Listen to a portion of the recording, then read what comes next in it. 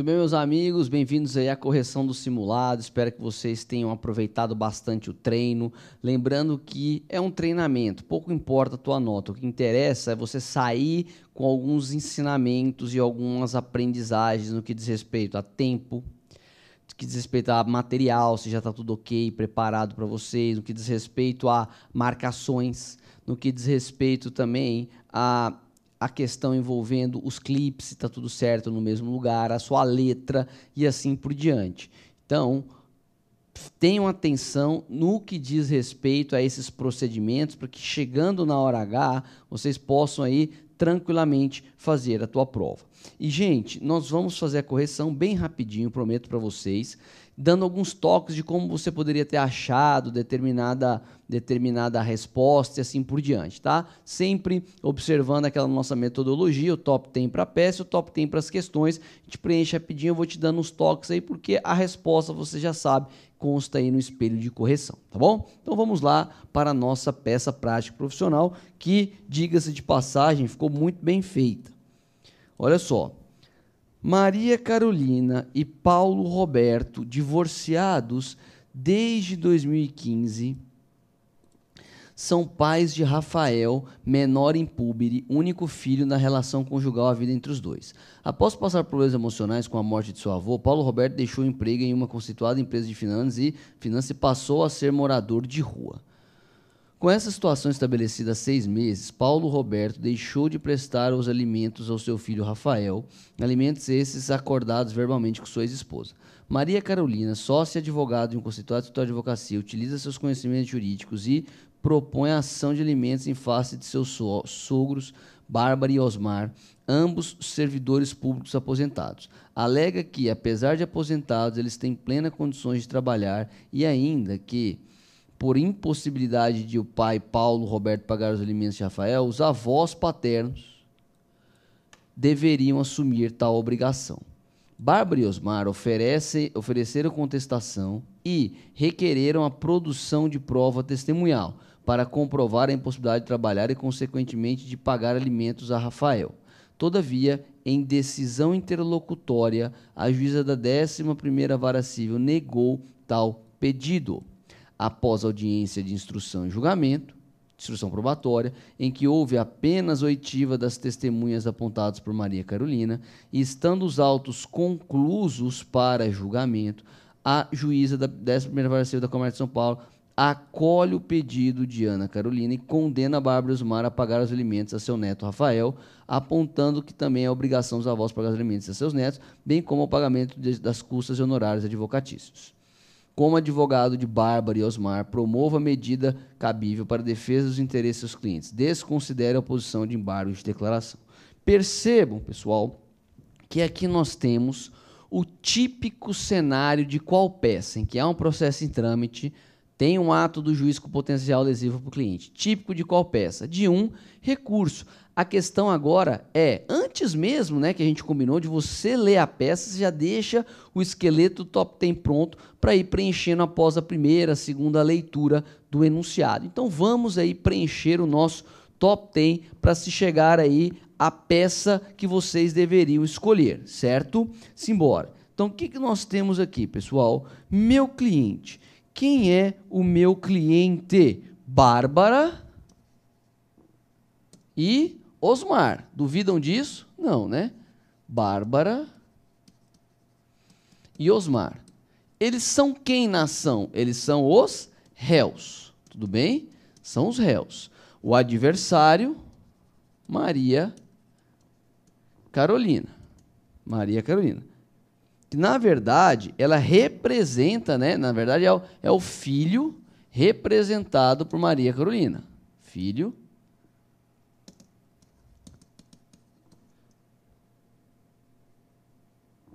Que é o Rafael. Peraí que deu o nome dele aqui, ó. Já estava confundindo. É o Rafael. Rafael. Que vai ser representado por Maria Carolina. Tudo bem?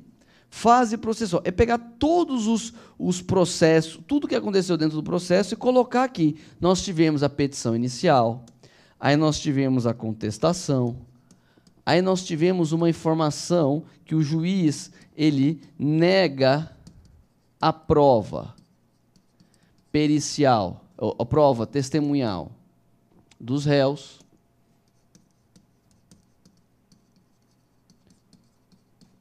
E o processo continua. Aí tivemos a audiência de instrução e julgamento, a IJ, a sentença de procedência dos pedidos. Sentença de procedência dos pedidos. E termina aqui. Termina aqui. Tudo bem? Qual é o pedido do nosso cliente? O pedido do nosso cliente, justamente, ele objetiva o quê? A improcedência dos pedidos. A improcedência dos pedidos. Tudo bem? Aí a tese a gente já fala dela. Tem urgência? Não. Competência, pessoal. O processo tramitou em São Paulo. Então, achando a peça, a gente acha a competência. Idoso, incapaz ou doença grave? Tem ou não tem? Tem. O menor, Rafael. Não é isso? É isso mesmo. O menor, Rafael. Valor não se aplica nessa peça. Que peça é, pessoal, que nós vamos fazer? Fala para mim. Depois da sentença, teve a sentença, qual é o recurso que nós vamos escolher? Recurso de apelação, artigo 1009 do CPC. Tudo bem? E a competência, portanto, do TJ de São Paulo. Tese. Duas. Primeiro, pessoal, nós temos que ver que o problema deixou claro que teve uma decisão interlocutória proferida pelo juiz não agravável por instrumento. Quando nós temos uma decisão interlocutória não agravável por instrumento, está fora do artigo 1015, o que nós devemos fazer? Nós devemos, portanto, abrir um tópico na apelação, preliminar de apelação, e atacar essa decisão interlocutória não agravável por instrumento. Como houve aí a não autorização para a produção de prova, tivemos, portanto, um cerceamento de defesa. É isso mesmo, tivemos aí, portanto, um cerceamento de defesa, pessoal. Então, a gente tem que atacar esse ponto aí, tá bom? Então, preliminar de apelação, nós vamos alegar, portanto,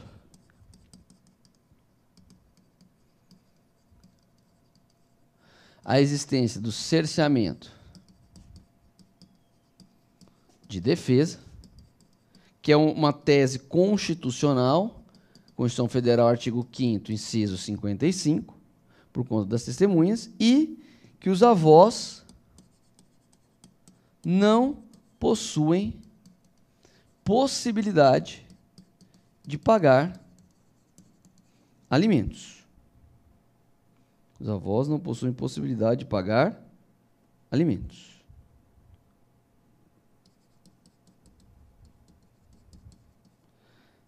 Tudo bem? Que é a tese, não é isso? Está justamente no artigo 1694, parágrafo 1º do Código Civil, e ainda, pessoal, a obrigação dos avós de pagar os alimentos, ela é uma obrigação que subsidiária e complementar, disposto na súmula 596 do STJ. Eram essas as duas teses a serem alegadas. Fechou? Aí vocês deveriam fazer petição de interposição, petição de razões, endereçada para o TJ, e veio aí todas as orientações de correção, modelinho que vocês conhecem em aula. Tá? A única diferença, pelo que vocês fizeram durante o curso, é que antes de qualquer coisa, vocês tinham que abrir o tópico da decisão interlocutória não agravável por instrumento, antes de tudo. E aí, meti a bronca aí nessa questão e desenvolveria o recurso como os senhores estão acostumados. Fechado, uma peça longa, é uma peça que você precisa ter muito bem aí desenhada a estrutura na sua cabeça e saber manusear o código, porque está tudo no código, a estrutura. Fechado, tranquilo. Então é isso, pessoal. A peça é o recurso de apelação. Aí tem as distribuições dos quesitos e tudo, que cada prova é uma surpresa, né? E aqui a gente tentou ser o mais parecido possível com aquilo que a FGV cobra. Fechou? Então, essa era a peça a ser confeccionada, o recurso de apelação. E você chegaria neste resultado, que o objetivo aqui é te mostrar como você poderia chegar na resposta, porque a resposta você já tem aí no espelho de correção mesmo, é através disso, tá bom? É isso. Bora para as questões. Questão de número 1. Luísa adquiriu, por meio de contrato de compra e venda particular de Nelson, um veículo seminovo da marca Nissan, com 45 km rodado pelo preço de 25 mil. Nelson ficou responsável por fazer revisão antes de entregar o veículo no dia 15 de março de 2019. Porém, não o fez e omitiu o fato de Luísa, uma vez que o carro aparentemente funcionava bem. Em 15 de abril de 2019, ou seja, um mês, Luísa sofreu um acidente em razão do mau funcionamento da embreagem. Olha, sofreu acidente em razão do mau funcionamento da embreagem, causando perda total do veículo. Perícia realizada demonstrou que a causa do acidente foi a falha na conservação, uma vez que a simples troca de rolamento em revisão prévia era essencial para o funcionamento do carro. Diante da situação narrada, responda. No presente caso, quais os fundamentos jurídicos poderiam embasar a petição inicial de Luísa? B. Tendo em vista que o registro de transferência não havia sido feito, quem deveria arcar com os danos causados no veículo? E C. Em ação judicial ajuizada por Luísa, seu advogado opõe embargos de declaração considerados protelatórios. Quais são os efeitos dos embargos com relação ao prazo do recurso principal? Quais são as consequências da oposição dos embargos declaratórios protelatórios? Justifique. Pessoal, então nós temos aí basicamente duas temáticas. A temática do item A e B é uma só e a do item C é outra. Qual é a temática do item A e B, pessoal? A gente está falando do dever de indenizar. Se a gente está falando do dever de indenizar, a temática macro que a gente conhece, né, da questão 1 é a responsabilidade o quê? Civil. E o item C pergunta sobre o quê, pessoal? Embargos de declaração. Embargos de declaração. Então, era aqui que você tinha que tramitar. Beleza, fechado, ótimo. Aí, Q1, material e processual. Q2, civil e civil. Veja que é um particular vendendo para outro, pessoal. Então, não vai aplicar legislação especial. Vamos pesquisar Código Civil, Código de Processo Civil. Então, pessoal, o item A, como você pode fundamentar? Responsabilidade civil. Contratual ou extracontratual. Primeiro, você poderia mencionar aí ou o artigo 186, pelo ato ilícito praticado, ou o 389 e o 403 do Código Civil. Eram as opções do espelho de correção. E ainda você tinha que falar do dever de indenizar. Quando há o dever de indenizar, o artigo-chave, né, na legislação geral, o 927, tem que aparecer na sua prova. Quando é responsabilidade pelo fato ou vício do produto ou serviço, aí não.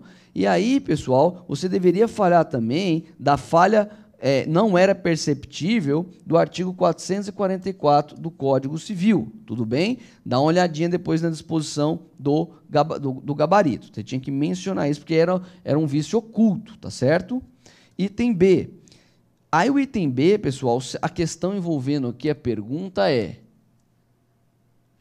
tendo em vista que o registro de transferência não havia sido feito, quem deverá arcar com os danos causados no veículo? Aí nós temos, gente, uma súmula que trata sobre essa questão. Ah, professor, eu não achei essa súmula. Beleza, a gente vai ter um momento de marcação estratégica das súmulas, tá? Quem tem o vadinho, inclusive, o VAD conjugado, você pode abri-lo, tem uma parte só das súmulas cíveis, tá? E a gente vai fornecer um material também para que vocês possam fazer uma marcação estratégica das súmulas dias antes da prova, justamente para ir com a cabeça fresca, tá bom? Então não se crucifiquem se não achou a fundamentação dessa súmula. Que súmula que vocês deveriam ter fundamentado, pessoal, essa questão? Porque mesmo sem registro preenchido, a responsabilidade é do antigo proprietário, mas por trás de omissão por sua parte, não por falta de documento. É a súmula 132 do STJ. Fechou? E em relação aos embargos de declaração, aí fica fácil: índice remissivo, índice analítico, índice alfabético, código de processo índice alfabético, Código de Processo Civil, embargos de declaração. Você ia achar tudo do 1002 ao 1026. Você ia achar que os embargos de declaração interrompem o prazo para outro recurso, 1026 do CPC, e quando opostos, por serem meramente protelatórios, multa de 2%. Tudo bem? Multa de 2%. Sendo protelatórios, portanto, mesmo sendo protelatórios, os embargos de declaração, eles interrompem o prazo, porque a parte pode entender que não são protelatórios, só que o juiz julgando protelatórios gera uma insegurança jurídica. Então, mesmo sendo protelatórios, e a parte sabendo disso, o efeito da interrupção do prazo vai acontecer, tá bom? O que é interromper, pessoal? Volta a contar da estaca zero, volta a contar tudo de novo. Fechou? Tranquilo em relação a isso? Belezinha, maravilha e excelente. Bora para a segunda questão. Tá na tela. Antônio, funcionário da empresa Seja Feliz, era beneficiário de um contrato de seguro de vida, que dispunha de um capital assegurado em morte natural no montante de R$500 mil para cada um de seus funcionários. No mês passado, devido a um grave problema cardíaco, Antônio veio a óbito, deixando Patrícia viúva e sozinha, pois não tiveram filhos. Após o falecimento do marido, a viúva encaminhou todos os documentos pertinentes para a empresa Seja Feliz Limitada para que pudesse receber o seguro de seu marido. Ocorre que, após diversas tentativas de receber o valor do prêmio, a seguradora negou a realizar o pagamento sem maiores explicações. A partir do caso narrado, responda: qual é a medida cabível para garantir os direitos de Patrícia no presente caso? Então, qual é a medida cabível? B. O valor do seguro deixado para Patrícia é considerado herança? Patrícia teria legitimidade de receber o prêmio, mesmo sem ter sido indicada por Antônio? Pessoal, o caso em questão, ele envolve o quê? A temática sobre seguro. Aí vai além. Seguro, medida cabível para recebimento, e o seguro em relação a aspectos envolvendo a herança e legitimidade no recebimento ou não. Então, nós temos duas vertentes aí. Seguro para a parte processual e a resposta de seguro para a parte material, que é o item B. Vocês deveriam ter enxergado isso. Então, vamos lá. E ele foi específico em qual seguro? Seguro do quê? De vida. Seguro de vida. Então, como que você poderia ter colocado aqui? Fácil. Olha só. Primeiro, seguro de vida em relação à medida cabível e o seguro em relação à questão da herança. Tudo bem? Então, primeiro, processual, material processual, processual e material. Civil ou consumo? Civil e civil. Inciso de legislação especial? Não e não. Vamos pesquisar onde? Código Civil, Código de Processo, ou melhor, inverter aqui, né? Código de Processo Civil e o Código Civil. Beleza? Aí o que acontece, pessoal? Você iria onde? No Código de Processo Civil, para verificar a medida cabível. Se você lembrar, você é direto ao ponto, porque o seguro de vida é um título executivo extrajudicial. Então, se você fosse em execução, fosse na palavrinha execução e os títulos, você acharia o 784 e acharia por conseguinte que é um título executivo extrajudicial. Putz, professor, eu não achei dessa forma. O que você faz? Beleza, eu não achei seguro com a palavra seguro e a indicação que é um título executivo extrajudicial de vida, né, seguro de vida, no CPC. O que você faria, então? Você responderia o item B. Na prova, você pode se deparar com isso, porque o item B te joga, sabe para onde? Te joga para o item A. É isso mesmo, o item B te joga para o item A, pessoal. É isso mesmo, olha só. Então, a primeira pergunta é: qual a medida? Então, a gente pula. Vou deixar aqui já, para ficar fácil, tá? Qual a medida? A gente pula.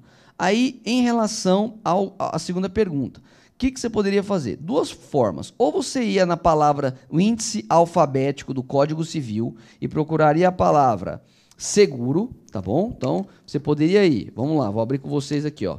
No índice alfabético do Código Civil,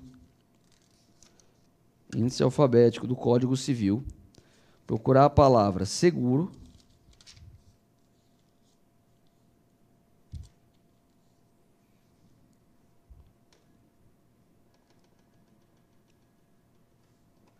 Aí, seguro do quê? Seguro de pessoas, tá bom? Seguro de pessoas, 789 a 802. Pô, professor, não achei, não tem problema. Lembra, não é um contrato de seguro? Você vai em qual palavrinha? Você vai na palavrinha o quê? Contrato. Você vai na palavrinha contrato. Toda vez que tiver contrato, ou você vai direto no contrato em espécie, ou vai na palavrinha contrato, que você acharia até mais fácil. É o contrato de seguro, 757 a 802. Só que o de pessoa, ele já até te limita, né? 789 a 802, ele já te joga lá na frente, que são os artigos que você precisa. Senão você teria que ler tudo e acharia dois dispositivos, pessoal, em relação ao item B. Primeiro, a primeira resposta seria não, né? Que ela é considerada herança, não é considerada herança, 794 do Código Civil, e sim, ela tem legitimidade para receber, 792 do Código Civil. Aí o que acontece? Como você acharia, pessoal, aí a resposta?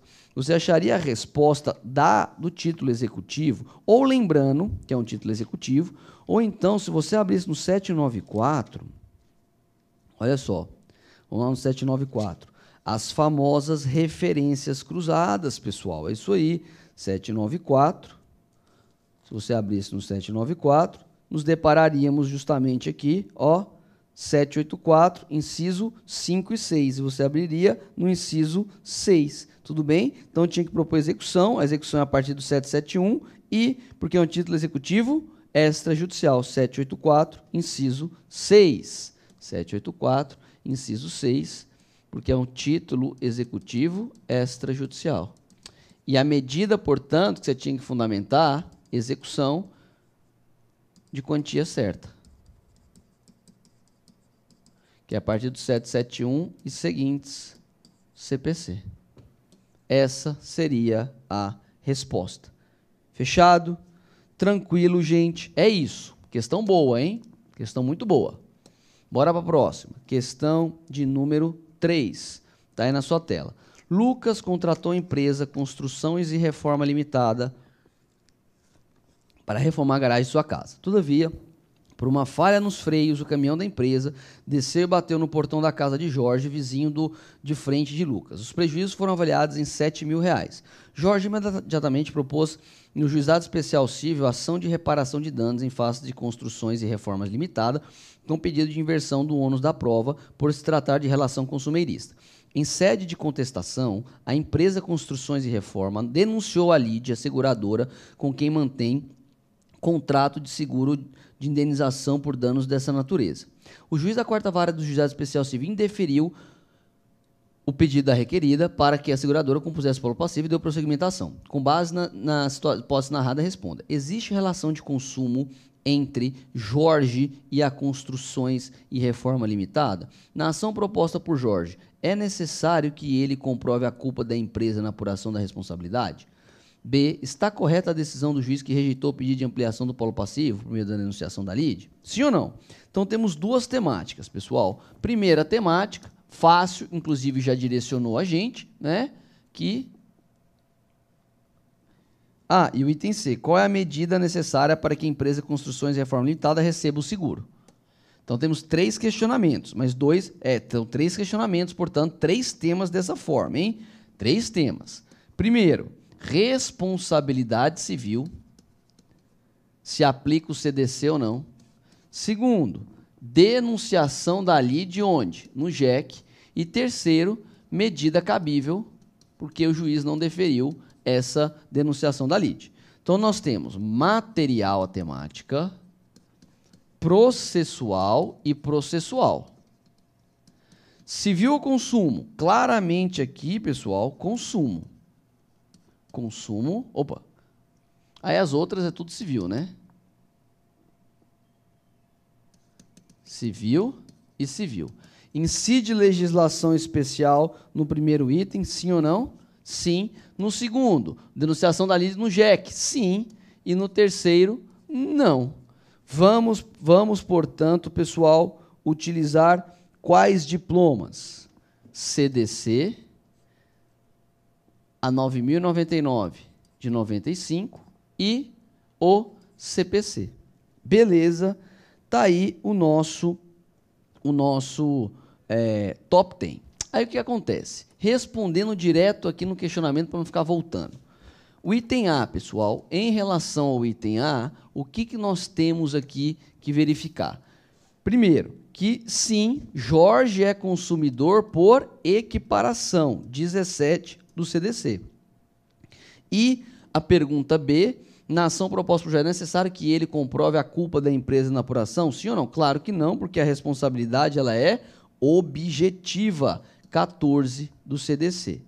Item B, está correta a decisão do juiz? Sim, porque não se admite o quê? A denunciação da lide no JEC.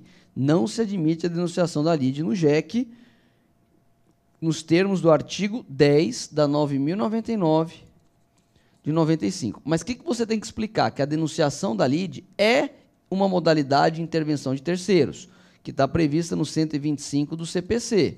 Por isso, não vai ser admitido no JEC. Você tinha que falar sobre o 125, falar que é uma modalidade de intervenção de terceiros. Tudo bem? Para ganhar um pontinho aí. Vale até 0,25 essa informação, tá? Tem que ressaltar que é modalidade de intervenção de terceiros. E o item C, pessoal, a medida, portanto, seria uma ação de regresso contra a seguradora. O que ele gastasse lá, depois ele regressivamente cobrava da seguradora. 125, parágrafo 1º do CPC, a primeira parte, e a segunda parte, se a construções de reforma é considerada consumidora de serviços prestados pela companhia de seguro. É ou não é? Sim, é considerada, embora seja pessoa jurídica, ela é destinatária final dos serviços. E onde está isso, a gente voltaria para o CDC, artigo 2º do CDC, lá explica, o artigo básico. Fechou? Questãozinha boa, hein, gente? Questão boa. Vamos para a última, portanto, para encerrar a nossa exposição. Débora se casou aos 68 anos com Luiz Paulo, então com 69 anos. A época do casamento. Os dois celebraram pacto antinupcial, estabelecendo um regime da separação total de bens. Um ano após a celebração do casamento, Débora comprou um apartamento no litoral para passar as férias com seu marido. No ano seguinte, infelizmente, Débora veio a falecer, deixando apenas Luiz Paulo viúvo e Lucas, seu filho, de 35 anos. Luiz Paulo e Lucas consultaram então um advogado para sanar algumas dúvidas a respeito das providências a serem tomadas. Sabendo que Débora não realizou o testamento, quem herdará o apartamento do litoral justifique com os dispositivos legais pertinentes e é possível que o inventário e a partilha sejam feitos extrajudicialmente? Justifique. Pessoal, duas temáticas, portanto, nós temos. Primeira, sucessão hereditária. Segunda, inventário extrajudicial. Material e processual. Civil ou consumo? Civil e civil. Incide legislação especial? Não e não. Vamos pesquisar onde? Código Civil, Código de Processo Civil. Pessoal, Código Civil, nós poderíamos achar a palavrinha sucessão, vocação hereditária. Vai lá em sucessão, vocação hereditária, 1829 a 1844. Ou pelo índice sistemático, na parte especial, livro 5, título 2, capítulo 1, ordem da vocação hereditária. E você acharia o dispositivo legal da sua resposta, que é o quê? O 1829, 1.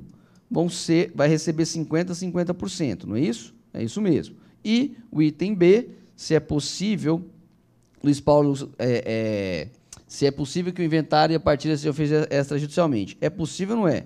Você iria no CPC, na palavrinha inventário, escritura pública, interessados, capazes, e acharia o 610, parágrafo 1º do CPC. Mas existe também a possibilidade, pessoal, no próprio 2015 do Código Civil, também acharia, sendo que é, sim, possível, porque Luiz Paulo e Lucas são capazes. Então, você tinha que deixar claro que Luiz Paulo e Lucas, eles são capazes. Então, se eles são capazes, fundamenta qual artigo que fala sobre isso. 5º do Código Civil, que valia uma merrequinha de nota. Tem que fundamentar tudo, pessoal. São capazes, etc. E falaria da possibilidade do inventário extrajudicial. Tá bom? É isso aí. Agradeço a atenção dos senhores. Forte abraço, bons estudos. Até a próxima. Tchau.